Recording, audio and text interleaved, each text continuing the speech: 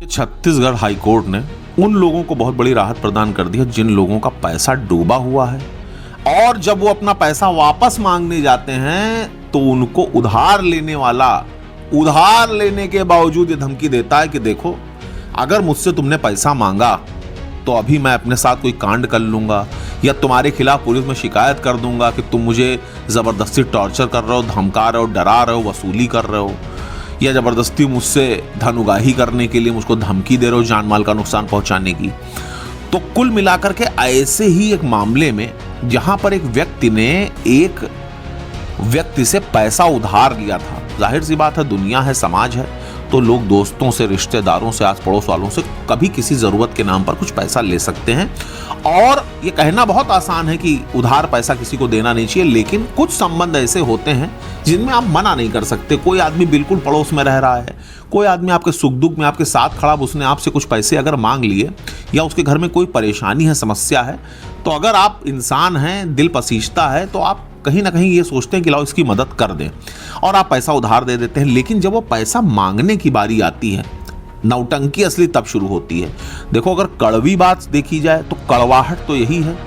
कि जब भी कभी आप पैसा किसी को उधार दीजिए तो ये मान के दीजिए कि ये धन आपने दान पात्र में डाल दिया, वो पैसा अब आपको नहीं मिलना। क्योंकि जब आप पैसा मांगोगे या पैसा अपने ही पैसे की वापसी की अपेक्षा करोगे तो 100% मैं बताऊं कि दिल में खटास पड़नी है। पैसा लेने वाला लेते समय तो बिल्कुल नहीं सोचता, लेकिन जब वापसी उससे मांगी जाती है तो 100 तरीके की बात सोचता, जबरदस्ती। मतलब एक तो उधार धन खा के बैठ जाता, फिर ऊपर से सोचता है अरे देखो पैसा वापस मांग रहे हैं, अरे इतना पैसा होने के बाद, अरे यार जिसका पैसा उसने तुमको दिया था उसने अपने पैसा अपने मेहनत से कमाया है।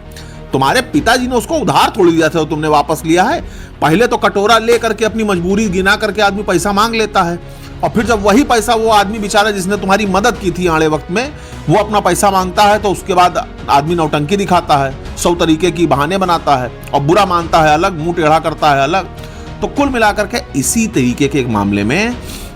एक व्यक्ति ने पैसा उधार लेने के बाद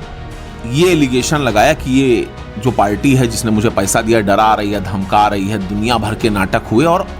फाइनली जो है उस व्यक्ति ने आत्महत्या कर ली। तो कुल मिलाकर के इस मैटर में जब पिटीशन हाई कोर्ट गई, जब मुकदमा गया, तो यह डिसाइड हुआ कि नहीं, ऐसा नहीं है। किसी व्यक्ति से धन उधार मांगना, अगर कोई आदमी उधार ले लेता है और उसके बाद वो आत्महत्या कर लेता है, या ये इल्जाम लगाता है कि आत्महत्या के लिए मुझे उकसा रहे थे, तो इस चीज को बिल्कुल भी कंसीडर नहीं किया जाएगा, इस आरोप को बिल्कुल भी स्वीकार नहीं किया जाएगा कि कोई आदमी जिसने पैसा दे रखा है वो किसी व्यक्ति की आत्महत्या के लिए दुष्प्रेरण कर रहा है, उसको जबरदस्ती सुसाइड करने के लिए उकसा रहा है, या अगर किसी ने सुसाइड उसके चलते कर लिया है धन उधार लेने के चलते, तो ये नहीं माना जाएगा कि इसमें उस व्यक्ति का कोई रोल था, उस व्यक्ति का कोई दोष था जिसने पैसा उधार दिया था। क्यों? क्योंकि वो तो बोनाफाइडली अपना पैसा वापस मांग रहा है ना। तो कुल मिलाकर के अगर किसी को आपने पैसे दिए हैं, ये पैसा देने वालों के लिए है, अगर आपने किसी को पैसे दिए हैं तो बेहिचक आपका अधिकार है कि आप अपने द्वारा दिए गई मेहनत की कमाई को, उधार के धन को उस व्यक्ति से वापस मांगे, चाहे वो तरीका हाथ जोड़ के हो, चाहे वो तरीका मुकदमेबाजी से क्यों ना हो। इस चीज में बिल्कुल भी हिचकिएगा मत, बिल्कुल डरने की कोई जरूरत नहीं है, हिचकने की जरूरत नहीं है कि वो व्यक्ति आपके खिलाफ उल्टा केस कर देगा। छत्तीसगढ़ हाईकोर्ट ने आपको रिलीफ प्रदान कर दी है। धन्यवाद।